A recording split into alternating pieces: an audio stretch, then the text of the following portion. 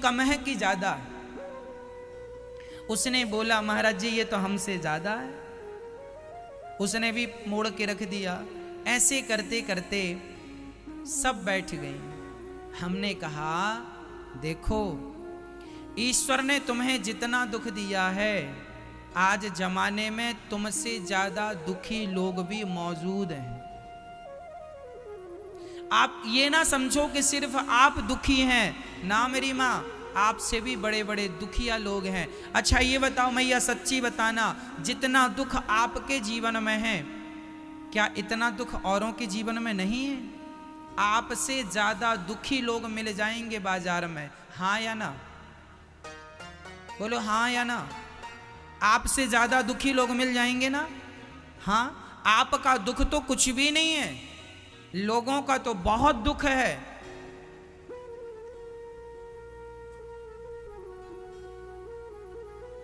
इसलिए कहा करता हूं, ईश्वर ने तुम्हें जो दुख दिया है, उस दुख को ही प्रसाद समझकर रखना। ये समझना कि औरों से बहुत कम दुख दिया है परमात्मा ने आपको, औरों को तो बहुत है। तुम इतने में ही अधीर हो रहे हो, तुम इतने से दुख में परेशान हो रहे हो। तुमने अभी दुख देखा कहां है?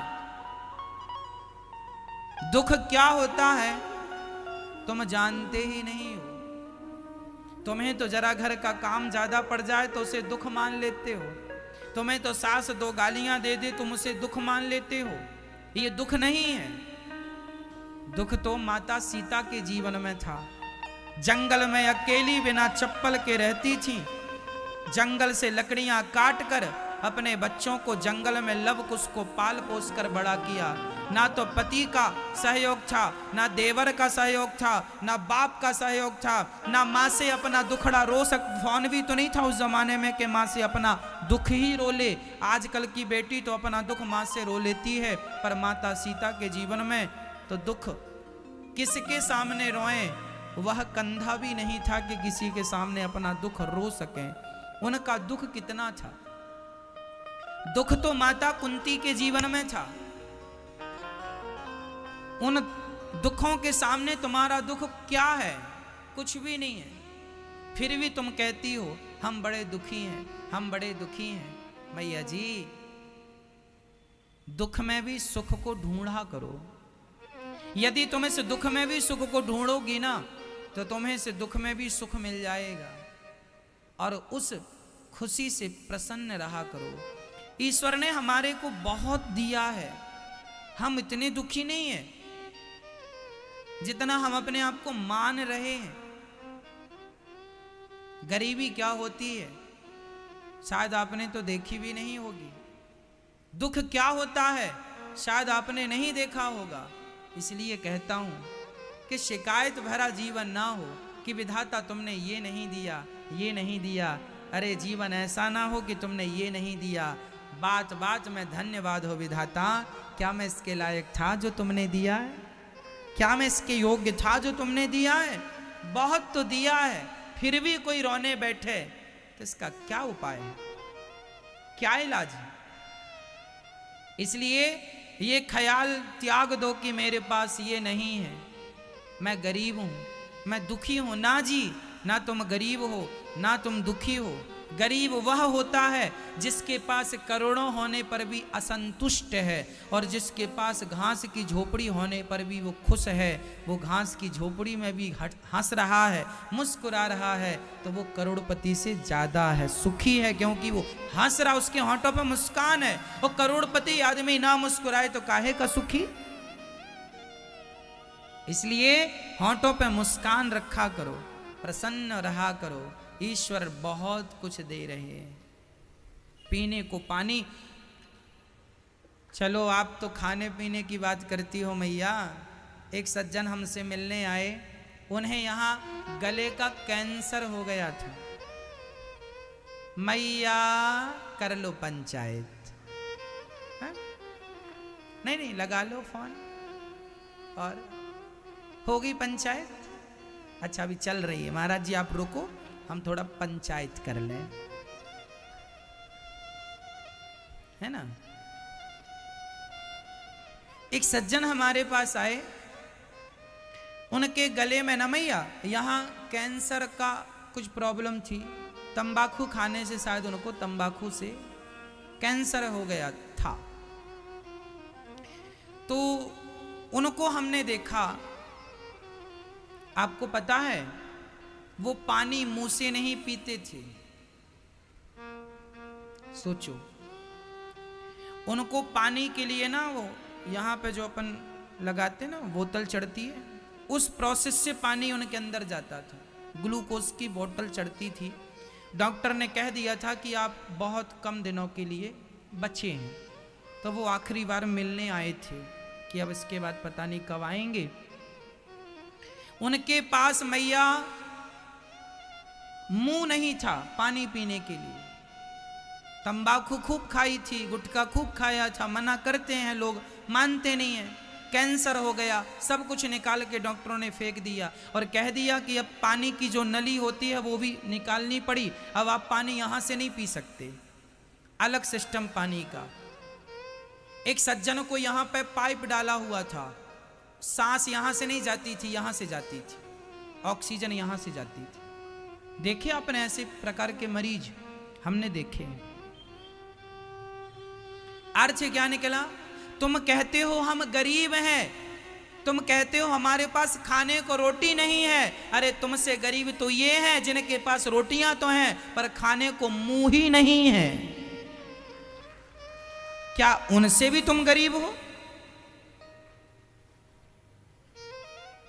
लोगों के पास मैया कई बार कैंसर इत्यादि का रोग गले का होता है ना, सब निकाल फेंकना पड़ता, ना आदमी खा सकता है ना रत्ती भर पानी पी सकता है, नसों से फिर लिक्विड देना पड़ता है। तुम्हारे पास मुंह है राम राम बोलने के लिए, है ना, तुम्हारे पास जिह्वा है कृष्ण नाम जपने के लिए, तुम्हारे पास सही सलामत हाथ हैं किसी के चरण दबाने के लिए, वाणी है सुंदर सा कीर्तन भजन कथा सुनाने के लिए। क्या नहीं दिया तुम्हें विधाता ने, फिर भी तुम रो, तो इस रोने का कोई इलाज थोड़ी है।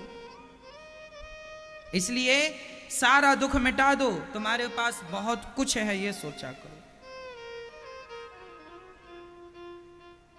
आपके मोहल्ले में, आपके गली में, आपके गांव में, आपके नगर में देख लेना, लोग फुटपाथ पर सो रहे हैं। उनके पास सिर पे छाया नहीं है, पेड़ की छांव में रात गुजारते हैं।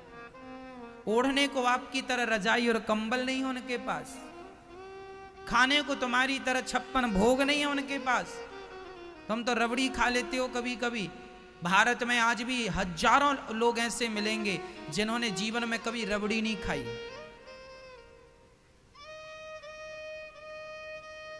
एक बार आपको बताएं मैया जी, हमारे भारत में अभी क्या क्या है मैं आपको बताऊं। एक बार हम एक गांव में कथा करने गए थे, बहुत पहले, बहुत निर्जन गांव था।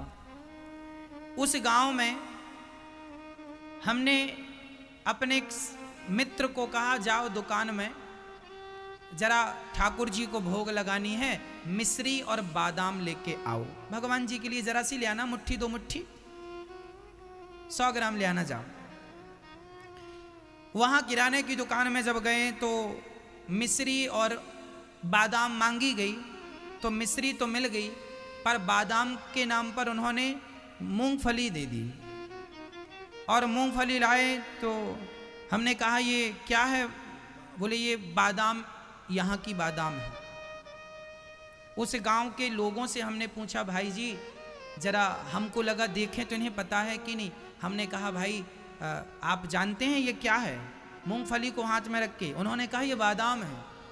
कहने का तात्पर्य ये है कि आज भारत में बहुत लोग ऐसे हैं जिन्हें ये नहीं पता कि बादाम दिखने में कैसी होती है।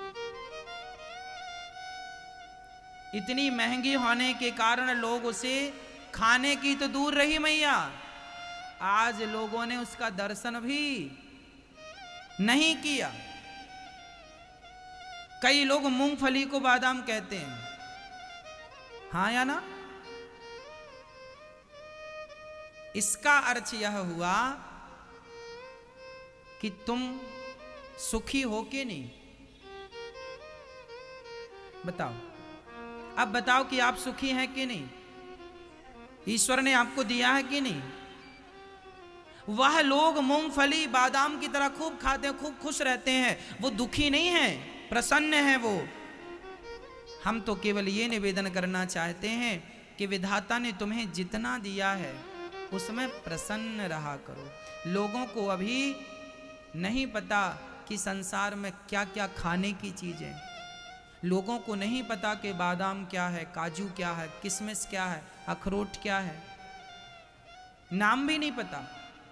तुम खाते हो, इसका अर्थ यह हुआ कि तुम सुखी हो।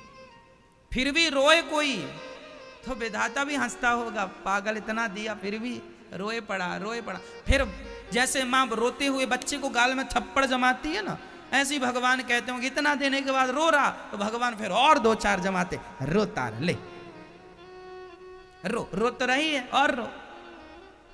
इसलिए शिकायत नहीं, धन्यवाद। शिकायत नहीं, जो दिया है उसका थैंक यू, धन्यवाद। जो नहीं दिया क्या शिकायत करना हमें? गरीबी तुमने देखी कहां है? आज भी भारत में ऐसे गांव हैं जहां बिजली नहीं, टीवी क्या होती है लोग जानते नहीं। हां, आज भी बहुत जंगलों में जाके बहुत लोग रहते हैं, कोई सुख सुविधा नहीं। आज भी जंगल में लोग रहते हैं, आज भी पत्ते लपेट के रहते हैं, आज भी उनके पास पहनने को कपड़े नहीं है। आज भी मिल जाएंगे आपको। वो कहां है, तुम कहां हो, फिर भी रोते हो। खुश रहा करो। ऐसे भगवान जिन्होंने हमें सब दिया है उनका धन्यवाद। यं प्रव्रजन्तमनुपेतमपेत कृत्यं द्वैपायनो विरह कातरया जुहाव पुत्रेति तन्मयतया तर्वोभिनेदुस्तं सर्वभूतहृदयं मुनिमानतोऽस्मि। ऐसे सुखदेव भगवान का जन्म हुआ और जन्म लेते ही सन्यासी हो गए। सुखदेव भगवान संसार से विरक्त संत थे, कोई चाहत नहीं, कोई कामना नहीं। ऐसे सुखदेव भगवान को प्रणाम करते हैं। आइए नैमिषारण्य चलते हैं। 88,000 संत बैठे थे। सूत जी आए, सूत जी महाराज को देखकर सभी शौनक आदि ऋषि खड़े हो गए, हाथ जोड़कर विनती की कि भक्ति ज्ञान विरागाप्तो विवेको वर्धते महान माया मोह निरासश्च वैष्णवे क्रियते कथम। ऐसी कृपा करो हमारी भक्ति बढ़े, ज्ञान बढ़े, हमारा वैराग्य बढ़े, ऐसी कृपा, ऐसी कथा सुनाओ। सूत जी ने कहा सुनाता हूं। ये जो भागवत आप सुन रहे हैं, यह भागवत देवताओं को भी दुर्लभ है। एक बार सुखदेव जी राजा परीक्षित को भागवत सुना रहे थे, तभी स्वर्ग के राजा इंद्र आए और सुखदेव जी से कहने लगे ये कथा हमें सुना दो, बदले में स्वर्ग का अमृत राजा परीक्षित को पिला दो। तब कह दिया सुखदेव भगवान ने, आपके स्वर्ग का अमृत कांच का टुकड़ा है और हमारी भागवत मणि है, अर्थात कांच का टुकड़ा लेकर अपनी मणि कौन देगा। अर्थ यह निकला कि स्वर्ग के अमृत से भी श्रेष्ठ भागवतामृत होता है। भागवत तो स्वर्ग से भी, स्वर्ग के अमृत से भी श्रेष्ठ है। इसकी महिमा बहुत ज्यादा है। इसलिए भागवत राजा परीक्षित ने केवल भागवत सुनी और 7 दिन में भागवत सुन के उनका उद्धार हो गया कि नहीं? यदि हमारे पास हमारी मुक्ति का कोई साधन नहीं है, हमने यज्ञ नहीं किया, हम में ज्ञान नहीं है, हम में भक्ति नहीं, कोई आदमी कहे कि महाराज मेरे अंदर कोई भक्ति नहीं है, मैं भक्ति शून्य हूँ, मैं ज्ञान शून्य हूँ, मैं भोगी हूँ, मैं कामी हूँ, मैं क्रोधी हूँ, मैं लोभी हूँ, बताइए क्या मुझ जैसे अधम प्राणी का उद्धार होगा? तो भागवत जी कहती हैं हाँ, तुम कितने भी अधम हो पर भागवत सुन लोगे 7 दिन की तो तुम अधम से अधम हो तो भी मोक्ष के अधिकारी बन जाओगे। ये भागवत की कृपा है। भागवत मोक्ष का अधिकारी बनाती हैं। इसके गवाह 2 लोग हैं। एक तो राजा परीक्षित जो 7 दिनों में मुक्त हो गए, दूसरा धुंधकारी जो प्रेत बन गया था, लेकिन प्रेत को भी जब भागवत संकल्प से सुनाई गई तो उस प्रेत पीड़ा को भी उद्धार किया गया, उसका भी कल्याण किया गया, भागवत ने उसे सदगति दी। भागवत तो सबको सदगति देती है, इसलिए हम कहा करते हैं भागवत सुनने की आदत बनाया करो, भागवत की पोथी करवाने का अभ्यास करो, ताकि आप भी अपने नाम से भागवत जी की पोथी करा पाएं और आप भी भागवत जी से जुड़ पाएं। भागवत जी के शरण में जो आया है, भागवत जी की शरण में जो आया है, भागवत जी ने सबका मनोरथ पूरा किया है। चाहे धुंधकारी हो, चाहे इंद्र हो, चाहे हम जैसे पतित हो, भागवत जी ने सबका कल्याण किया है। और आपको मैं ये बताऊं कि आप यदि आज वृंदावन आए हैं तो बताओ, आपने आने के पहले भागवत सुनी और सुनते सुनते ही तो आपके अंदर भगवान की प्रेरणा हुई, तब तो आप वृंदावन आए। मतलब वृंदावन बुलाने वाली कहीं ना कहीं भागवत है आपको, ये आप इस चीज के गवाह हैं। बताओ, सच्ची बताना, आपका मन पहले वृंदावन आने का मन पहले हुआ कि पहले भागवत सुनी आपने? भागवत सुनते गए, सुनते सुनते ही तो मन विचार हुआ कि हमें भी जाना चाहिए, हमें भी बिहारी जी का दर्शन करना चाहिए। तो जब सुनेंगे तब तो आएंगे। कहने का तात्पर्य यह हुआ कि इस भागवत ने आखिर आपको भगवान से जोड़ दिया कि नहीं। आज हमारे और आपके बीच में कौन है? हमारे और आपके बीच में कौन है? देखो, हमारे और आपके बीच में मध्यस्थता भागवत जी कर रही हैं। कौन है? हमारे और आपके जो संबंध है, उस संबंध के बीच में कौन है? हमारा और आपका जो संबंध है, वो संबंध आखिर किसके कारण है? भागवत जी के कारण। आज आप लोग जो भगवान, कई लोग मुझे मिले, बोलते हैं मैं पहले कथा नहीं सुनती थी या नहीं सुनता था, मैं भगवान को नहीं मानती थी, नहीं मानता था, मैं भगवान पर विश्वास नहीं करती थी, नहीं करता था, पर जब से भागवत सुनना शुरू किया, जब से वाणी कानों में गई भागवत जी की, तब से मैं भगवान का प्रेमी हो गया, हो गई। ऐसे लाखों लोग भारत में हैं जो कभी नहीं सुनते थे कथा, पर सुनने लगे, भगवान को नहीं मानते थे, मानने लग गए। अर्थ क्या निकला कि भागवत जी ही ऐसी हैं जो हमें भगवान के करीब ले जाती हैं, पहुंचाती हैं। इसलिए भागवत जी प्राणी मात्र का कल्याण करने वाली हैं। सुखदेव भगवान ने राजा परीक्षित को भागवत सुना के कल्याण किया। एक बार यह कथा देवर्षि नारद जी ने भी सुनी। नारद जी, एक बार नारद जी पृथ्वी में भ्रमण करने आए। कहाँ कहाँ गए?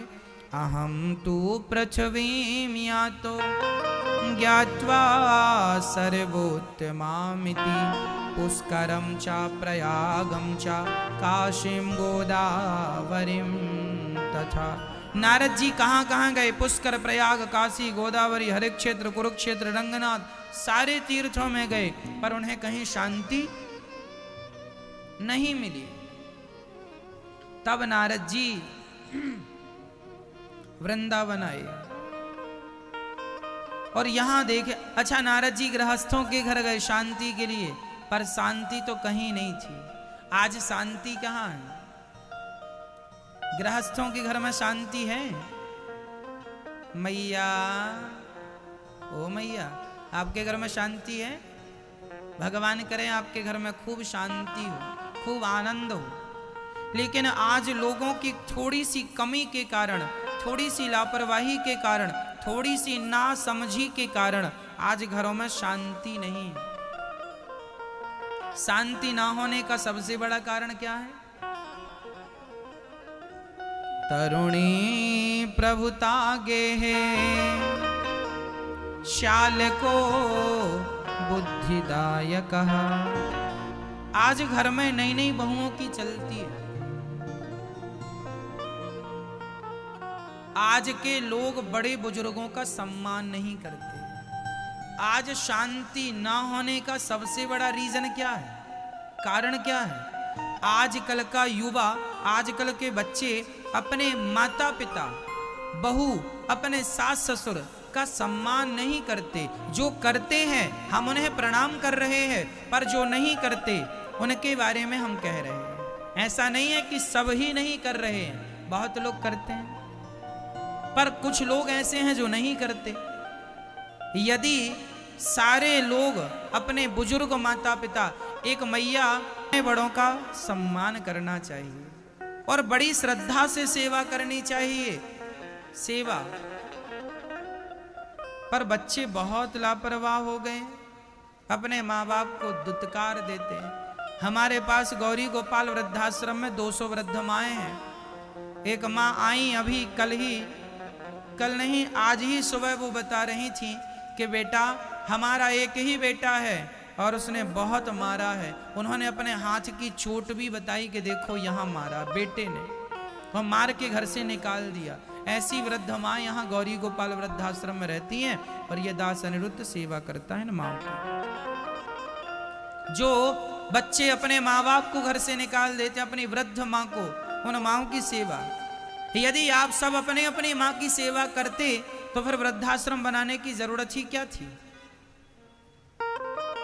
वृद्धाश्रम बनाना कोई अच्छी बात थोड़ी होती है। सब सेवा करें तो कोई जरूरत नहीं है, पर सेवा ना करें, घर से निकालें तो फिर उनके लिए कोई ना कोई स्थान तो चाहिए ही चाहिए, कोई ठिकाना तो चाहिए।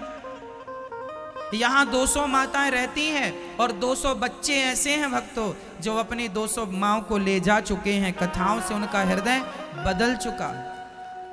200 माँ चली गई हैं, 200 हैं। कोई ना कोई बेटा आके अपनी माँ को ले जाता है, कहता है कि हमसे गलती होगी, हमने कथा सुनी, हमें अच्छा लगा और हमारा हृदय बदल गया, हमने बड़ा अपराध किया अपनी माँ के साथ। और वो माँ आज बहुत सुखी हैं। अर्थ यही है कि आज वृद्धाश्रम बनाने की जरूरत इसलिए पड़ गई भक्तों, क्योंकि आज बच्चे अपने माँ बाप का सम्मान नहीं करते। आज बड़े बुजुर्गों का सम्मान कम हो गया है। आज बच्चों को ये लगता है हम ही पढ़े लिखे हैं, हम ही होशियार हैं। अरे माना कि तुम होशियार हो, माना कि तुम ही पढ़े लिखे हो, पर तुम्हारे माँ बाप है ना, उनके बदौलत तुम आज जो भी हो। यदि उन्होंने ना पढ़ाया होता, तुम्हारे लिए माँ ने कितना बलिदान दिया, कितना त्याग करती है कि स्त्री तब वो जाकर पेट फड़वाती है, तब जाकर माँ होती है, प्रसव की पीड़ा सहती है, तब जाकर माँ होती है। यूं ही माँ नहीं बन जाती स्त्री, खून बहाती है अपना, तब जाकर माँ बनती है। छाती से चिपकाती है तुम्हें, तब जाकर माँ बनती है। तुम्हारे लिए रात रात जागती है, तब माँ जाकर के वो माँ बनती है। और तुमने बड़े होकर कह दिया हम होशियार हैं, तुम क्या जानती हो माँ। वो कुछ नहीं जानती थी, लेकिन तुम्हें हलवा बना बना के खिलाती थी, तुम्हें तुम्हारी पसंद की रोटियां बना बना कर सब्जी बना के खिलाती थी। आधी रात को कह देते थे कि भूख लगी है तो रोटी बना के देती थी। वो भले अनपढ़ है, पर तुम्हारी खुशी का पूरा ख्याल रखा है उस माँ ने। लेकिन तुम पढ़े लिखे हो तो बताओ कि तुमने अपनी माँ का कितना ख्याल रखा है, उसकी खुशी का कितना ख्याल रखा है। चलो माना कि तुम्हारी माँ अनपढ़ है, पर तुम्हारी खुशी का पूरा ख्याल रखा है। तुम हिसाब दो कि तुम पढ़े लिखे हो तो तुमने उसकी खुशी का कितना ख्याल रखा है। तुमने जरा सा भी ख्याल रखा होता तो तुम्हारी माँ घर से निकलकर वृद्धाश्रम ना आती। विडंबना तो यह है कि आज की संतान अपने माँ बाप की सेवा करना ही नहीं चाहती। सेवा भाव नहीं है लोगों के अंदर। आज सगा बेटा अपनी माँ के पांव नहीं दबाता। यहाँ गौरी गोपाल वृद्धाश्रम में जब मैं माँ के पांव दबाता हूँ ना रोज, तो ये माएँ कई बार मुझसे कहती हैं बेटा मेरी इतनी उम्र हो गई, आज तक मेरे सगे बेटे ने ऐसे पांव नहीं दबाया। जब मैं माँ के पांव की उंगलियों को चिटकाता हूँ ना, खींचता हूँ ना, तो माँ रोती हैं। कई बार माँ रो रो के कहती हैं बेटा मेरे बेटे ने जिसको जन्म दिया है उस बेटे ने कभी मेरे पांव नहीं दबाए, उंगलियां नहीं चिटकाई। बच्चों को समय नहीं है, पैसा कमाने में लगे हैं, बांध के ले जाएंगे, ना जाने कितना ले जाएंगे। इसलिए कहा करता हूं अपनी माँओं की सेवा के लिए जरा सा समय निकाला करो। पत्नी पसंद से मिल जाती है भक्तों, ये नहीं तो वो शादी के समय आदमी 10 तस्वीरें देखता है तो उनमें से एक पसंद करता है, ये नहीं ये नहीं ये नहीं ये नहीं ये। पत्नी पसंद से मिलती है, पर माँ पसंद से नहीं, माँ तो भगवान की कृपा से मिलती है।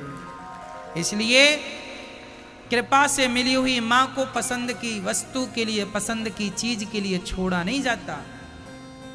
आज बच्चे पत्नी के लिए माँ को छोड़ देते हैं। हम ये नहीं कहते कि पत्नी को छोड़ दो।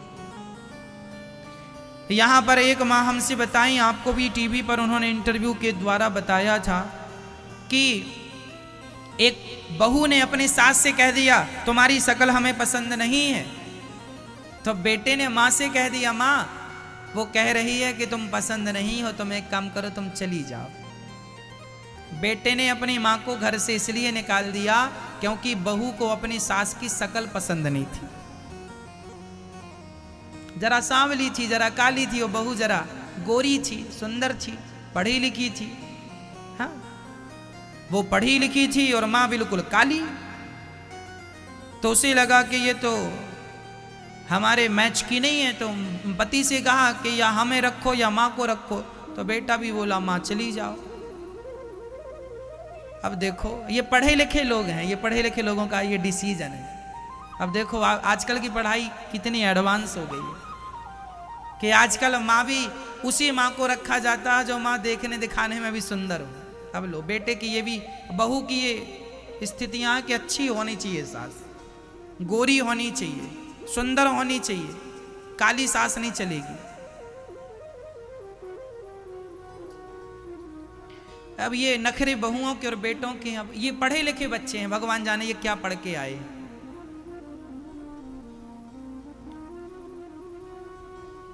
इनसे तो वो गली का कुत्ता अच्छा है जो कम से कम एक रोटी खाता है तो रात भर चौकीदारी करके रोटी का हिसाब चुकाता है। ये तो वो कुत्ते हैं जो दूध भी पी लिए माँ को और माँ से कहते हैं घर से निकल जाओ। ये तो उससे भी गए गुजरे हैं। कहो जी, ये तो कुत्तों से भी गए गुजरे हो गए कि जिस माँ का दूध पी लिया, जिस माँ के पेट में रह लिया, जिस माँ के बलिदान से पढ़ लिख लिया, अब वही माँ को कह दिया कि निकल जा मेरे घर से। ऐसा व्यवहार तो कुत्ते भी नहीं करते। एक रोटी आप डालो कुत्ते को, तुम्हारे घर में रात भर खड़ा होकर चौकीदारी करता है। कुत्ते भी एक रोटी का हिसाब देते हैं, पर आजकल बेटा तो अपनी माँ की दूध का हिसाब देने को तैयार नहीं है। मैं प्रार्थना आपसे करूंगा, जमाने के बच्चे कैसे हैं मैं नहीं जानता, मैं आपसे हाथ जोड़ के कहूंगा जो कथा सुनते हैं, आपकी जिम्मेदारी है कि आप अपनी माँ की आंखों में आंसू नहीं आने देंगे। बस आप अपनी माँ की सेवा करेंगे। और मैं आप सभी बहुओं से हाथ जोड़ के कहूँगा कि आप अपनी सासू माँ की सेवा करिएगा, उनकी सेवा आप करिएगा, उनको आप खुश रखिएगा। मैं कहूँगा कि बिहारी जी आपको खुश रखेंगे, आप उनको खुश रखिए, बिहारी जी आपको खुश रखेंगे। आप उनकी सेवा करिए, बिहारी जी आपकी कहीं से कहीं तक कमी होने नहीं देंगे, ये मेरा विश्वास। माँओं का आशीर्वाद कहते हैं ना भक्तों, कहते हैं भगवान की बात कट सकती है पर माँ का आशीर्वाद भगवान भी पूरा करेंगे। माँ की दुआ कभी खाली नहीं जाती, ये बात भगवान से भी टाली नहीं जाती। बर्तन मांझ कर 4 बच्चों का पेट भर देती है माँ, पर उन 4 बच्चों से एक बूढ़ी माँ पाली नहीं जाती। ये है कलयुग। 4 बच्चों के, यहाँ गौरी गोपाल वृद्धाश्रम में ऐसी माएँ रहती हैं जिनके 4 बच्चे हैं, जिनके 5 बच्चे हैं, जिनके 6 बच्चे हैं। ऐसी भी माएँ हैं 6 बच्चों के बाद भी 2 रोटी देने को कोई तैयार नहीं है। क्या करोगे? 6 बच्चों के, और आजकल तो आप एक पैदा कर रहे हैं, 6 तो रोटी दे ना पाए, पता नहीं एक कितना देगा राम जाने। इसलिए बच्चों के भरोसे नहीं, भगवान के भरोसे रहना सीखो। भगवान ही सबके पालनहार हैं, वही सब करते हैं। इसलिए बेटा बेटी बड़ा कर दो, अपना बड़ा करके उनके काम धाम में लगा दो और मन हटा लो बेटा बेटी से, मन भगवान में लगाओ। वही संगी साथी हैं। ये बेटा बेटी स्वार्थी हैं, इन्हें पैसा देते रहो तो सेवा करते हैं। माँ बाप के पैसा नहीं होता ना तो देखते भी नहीं है।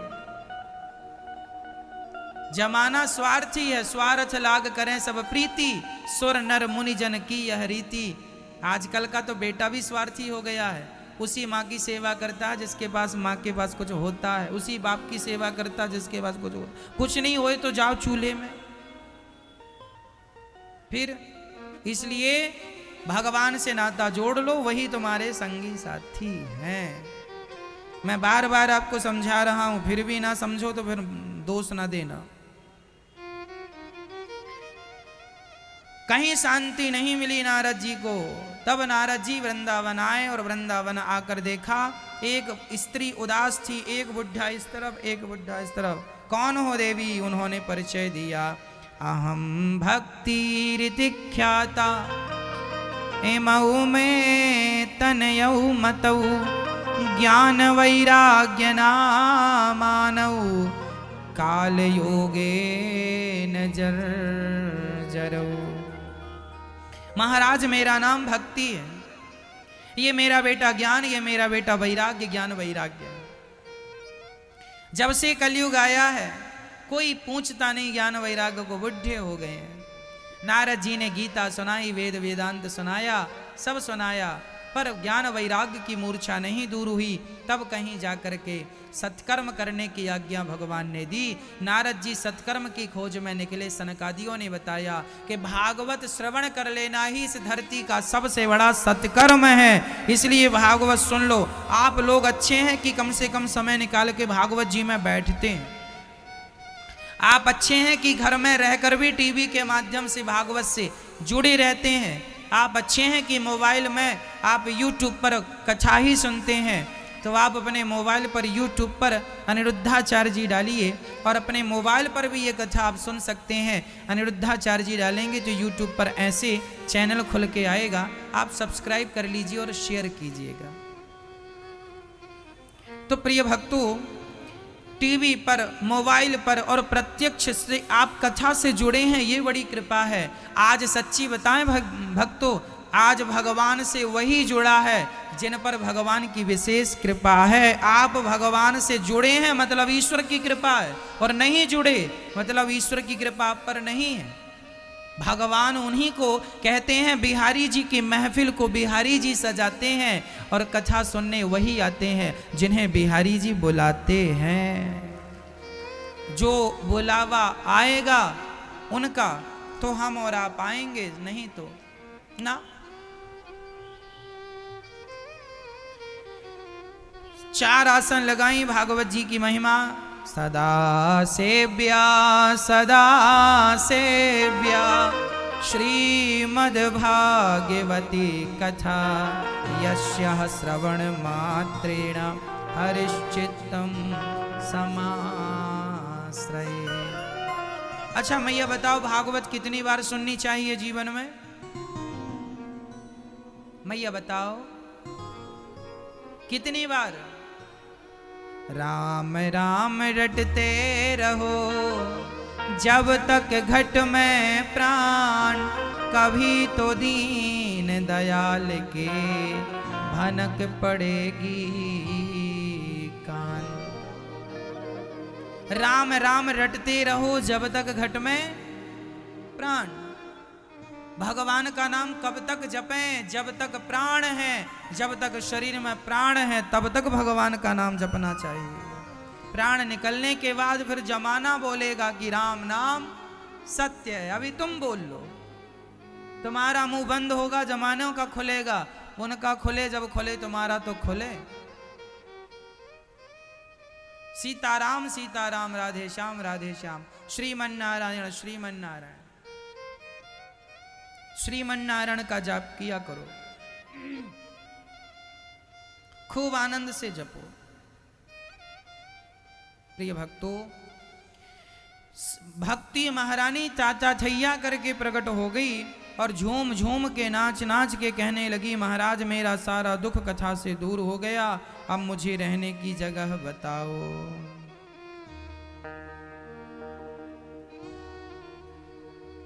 है ना?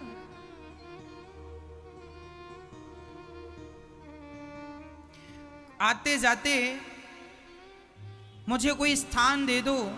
संतों ने कहा, जाओ भक्ति हृदय में जाकर बैठ जाओ और सबका कल्याण करो। देखो भगवान सबके भीतर में भक्ति के रूप में समाये हुए हैं। भक्ति महारानी नाचने लगी, चाचा थैया महाराज भागवत से मेरा दुख दूर हो गया। अच्छा हम आपसे यही कहेंगे कि आप ना भगवान के पास रहा करो। घर ऐसी जगह हो जहां भगवान का मंदिर हो। चलो मंदिर नहीं है तो अपने घर पे ही ऐसी जगह ठाकुर जी को बिठाओ कि आते जाते भगवान का बार बार दर्शन हो। मेरे घर के आगे श्याम तेरा एक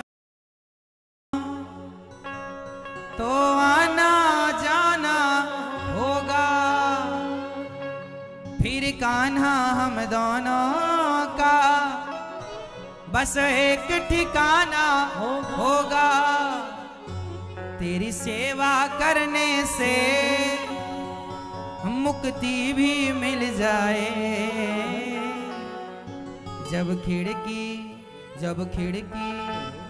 खिड़की खोलूं तो तेरा दर्शन हो जाए।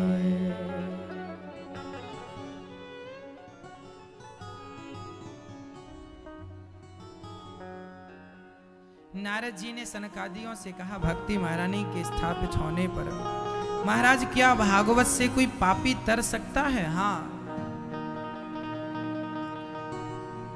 ये माने वह पाप कृतस्तु सर्वदा सदा दुराचार्य रता विमार्गिगाः क्रोधाग्निदग्धः कुटिलाश्च कामिनः सप्ताह यज्ञेन कलौ पुनन्ति ते। कितना भी बड़ा पापी क्यों ना हो भागवत से तर जाता कोई तरह।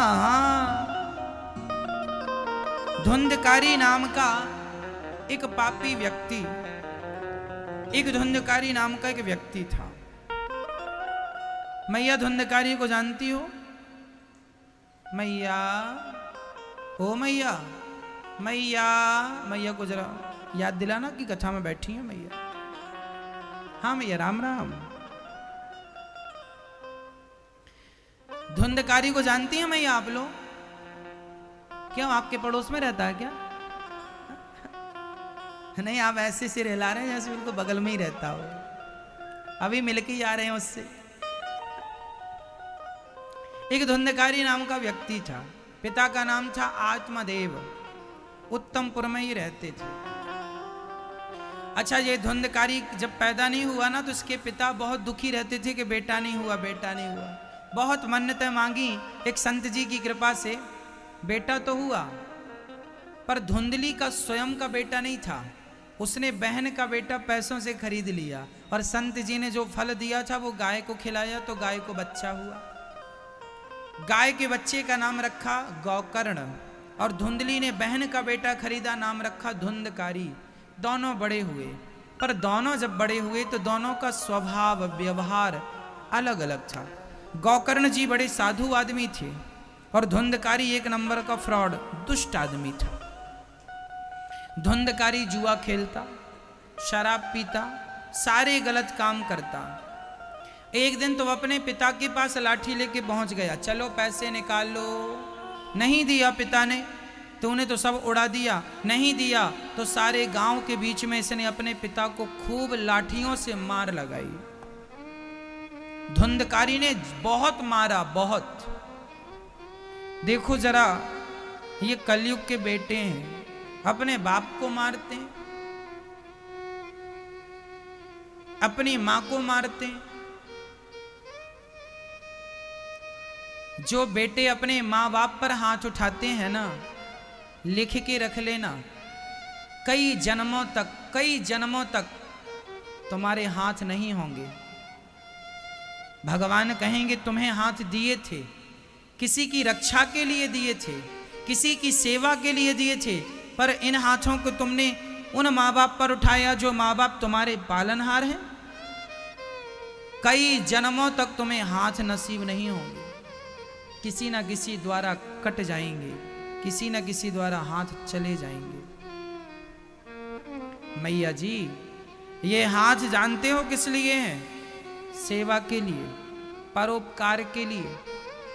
ईश्वर ने हाथ दिए हैं, इन हाथों से खूब पैसा कमाओ, मेहनत करो और इन्हीं हाथों से उस पैसे का सदुपयोग करो, दीन दुखियों की सेवा करो। इन हाथों से अपनी माँ के पांव दबाओ, इन हाथों से किसी के आंसू पोंछो, इन हाथों से किसी का भला करो, किसी को रोटी खिलाओ, पानी पिलाओ।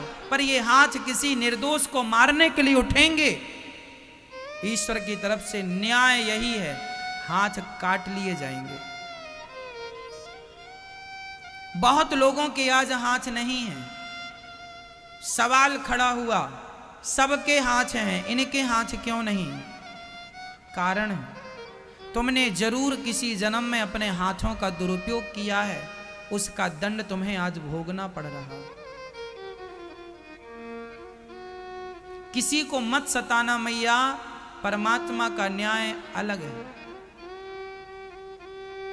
ईश्वर के घर देर हो सकती है, तुम्हारे इस जन्म का पाप तुम्हें अगले जन्म में भी भोगना पड़ सकता है। इसलिए गलत ना करना किसी के साथ। भगवान ने जो जो दिया है सदुपयोग करना, दुरुपयोग ना हो किसी का। अब कोई बात नहीं, आप ये ना सोचें कि अब हम क्या करें, कोई बात नहीं, जो बीत गया बीत गया। अब अच्छे कर्म करने लग जाओ, अपनी वाणी से, अपने शरीर से। अब ना दिल दुखाना, पिछले जन्म का किया तो भोग ही रहे हैं, अब बुरा होगा तो फिर भोगना पड़ेगा। इसलिए इन हाथों का जरा सदुपयोग करना। धुंधकारी ने अपनी मां को, अपने पिता को बहुत मारा, इतना मारा कि आत्मदेव जी की आत्मा रो पड़ी, अर्थात रोम रोम रो पड़ा। हे विधाता, जब बेटा नहीं था तब भी रोना पड़ा, पर आज बेटा मिल गया तो भी रोना पड़ रहा है कि ऐसे बेटे को क्यों दिया विधाता, जिसने देखो ना मुझे मार लगाई।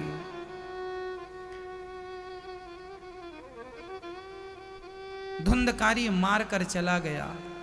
पिता तड़पते रहे, रोते रहे, जमाना तमाशा देखकर चला गया। तब वहां गौकर्ण जी आए और गौकर्ण जी ने अपने पिता को गोद में उठाया, पानी पिलाया और बिठाया। और गौकर्ण जी ने अपने पिता, ये गाय का बच्चा गौकर्ण, ये गौकर्ण जी ने अपने पिताजी से कहा, पिताजी ये बताओ कि आप क्यों रो रहे हैं? बेटा तुझे नहीं पता, धुंधकारी ने बहुत मार लगाई है, बेटे ने मारा। गौकर्ण जी ने कहा, पिताजी कौन किसका बेटा है? ये मान लेने की बातें हैं। मान लिया कि ये मेरा है, तो क्या मान लेने से तुम्हारा हो गया? अच्छा ये बताओ, आप जब ट्रेन में यात्रा करते हैं, जिस सीट पर आप बैठते हैं टिकट होती है आपके पास, रिजर्वेशन होता है, कंफर्म सीट है, आप सीट पर बैठे हैं। आप कहते भी हैं सामने वाले से ये सीट मेरी है, पर जरा दिल से बताओ क्या वो सीट आपकी है?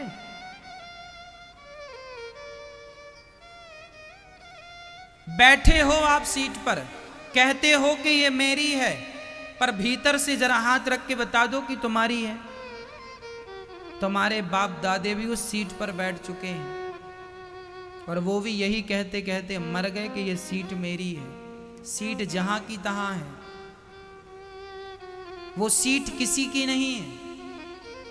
ये सब कहने की बातें हैं कि ये तुम्हारा बेटा है मैया, कह रही हो ये मेरा बेटा है, ये भी रिजर्वेशन की सीट जैसा बेटा है, कह जरूर रही हो कि ये बेटा मेरा है, तुम्हारा नहीं।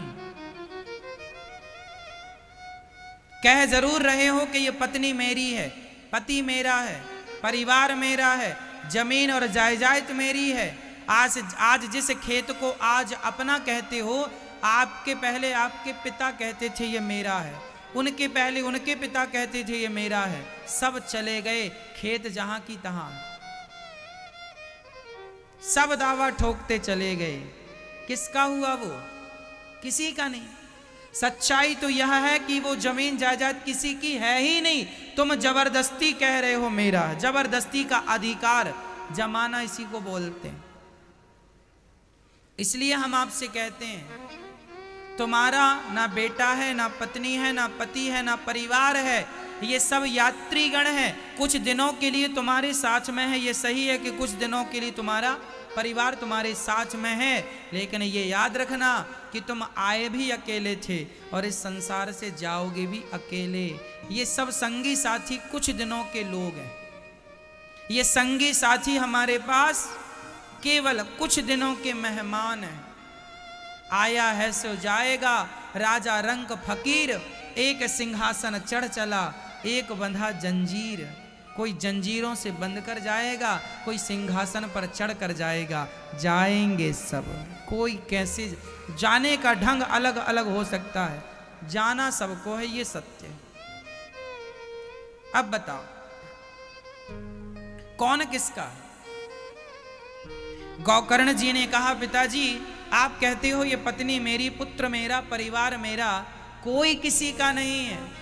अरे पत्नी पुत्र परिवार की छोड़ दो। अच्छा मैं आपसे पूछता हूं, क्या आपका शरीर आपका है? मैया जब आप जाओगी तो अपने शरीर को ले जाओगी। जिस शरीर को क्रीम पाउडर से संभाल संभाल के रखा था,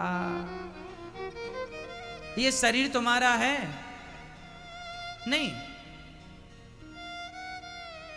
जब जाओगी ना मैया तो ये शरीर को लोग ले जाकर चिता पे रख के जला देंगे। शरीर भी तुम्हारा नहीं है तो फिर संसार तुम्हारा हो सकता है? आप गलत फहमी पाले बैठे हैं, हम क्या करें? आप गलत फहमी में जी रहे हैं, हम क्या करें? आप इतना ज्ञान सुनने पर भी मोबाइल चला रहे हैं, हम क्या करें?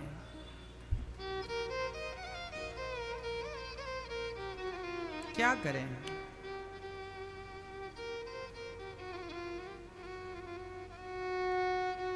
ऐसा लगता है कि आप लोग जब जाओगे तो कुछ ले जाओ ना ले जाओ, पर मोबाइल जरूर ले जाओगे।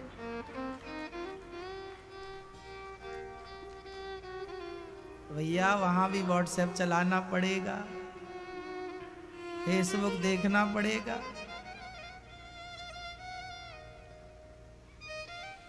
सच्चाई यही है कि इस धरती पर मैं व्यवहार पूरा करूं, मैं पैसे कमाऊं, मैं सेवा करूं, मैं खूब आनंद से हंसूं, मुस्कुराऊं, रहूं, परिवार में पति बनकर कर्तव्य को पालन करूं, मैं पत्नी बनकर कर्तव्य को पूरा करूं, मैं पिता बनकर कर्तव्य को, जो मुझे ईश्वर ने कर्तव्य दिए हैं मैं उन्हें निभाऊं। मैं ये नहीं कहता कि तुम पति का कर्तव्य ना निभाओ, मैं ये नहीं कहता कि तुम पत्नी का कर्तव्य ना निभाओ, मैं ये नहीं कहता कि तुम पिता का कर्तव्य ना निभाओ, मैं ये नहीं कहता कि तुम पैसे ना कमाओ, खूब पैसे कमाओ और खूब अपने कर्तव्य का पालन करो। लेकिन ये याद रखो कि ना तुम सत्य हो ना ये संसार सत्य है। ये शरीर भी अपना नहीं है। जब यही अपना नहीं है तो संसार की वस्तु भला मेरी कैसे हो सकती है? ये जो गलत फहमी है वो निकाल कर कमाओ, जियो, खूब आनंद से रहो, पर अंदर से ये ज्ञान बना रहे कि ये संसार मेरा नहीं है। अरे शरीर ही मेरा नहीं है, संसार का कैसे दावा करेंगे आप कि ये मेरा? ये संसार किसका हुआ? बताओ, आपके बाप दादों का हो सका ये संसार? फिर दिल्ली का लाल किला, जिस किले के लिए बड़े बड़े राजा महाराजा आपस में झगड़ा करते थे, एक दूसरे का लहू बहाते थे, आज जरा पूछो न राजा महाराजाओं से कौन बचा है उनके वंश में? वो लाल किला ज्यों की त्यों उसकी दीवारें खड़ी हैं, लेकिन उसकी दीवारों के लिए झगड़ा करने वाले एक ना बचे। एक बचा हो तो नाम बता दो, कहो जी, एक बचा हो तो नाम बताओ। इस लाल किला के लिए झगड़ा करने वाले, उस सिंहासन को अपना मानने वाले, उस सिंहासन के लिए लड़ने वाले, आज चारों तरफ वो दीवारें खड़ी हैं, पर वो लोग नजर नहीं आ रहे हैं जो कल तक दावा ठोकते थे कि ये मेरा है। जब तुम्हारे पूर्वज कुछ ना ले जा सके, तुम ले जाओगे। इसलिए जीवन है, आनंद से जियो, खूब अपने व्यवहार को करो, पत्नी बनकर पति बनकर परिवार में रहो, परिवार का पालन करो, पैसे खूब कमाओ, बिजनेस करो। सब कुछ करते हुए ये याद रखो कि हम यहाँ कुछ दिनों के मेहमान हैं, हम तो यात्रा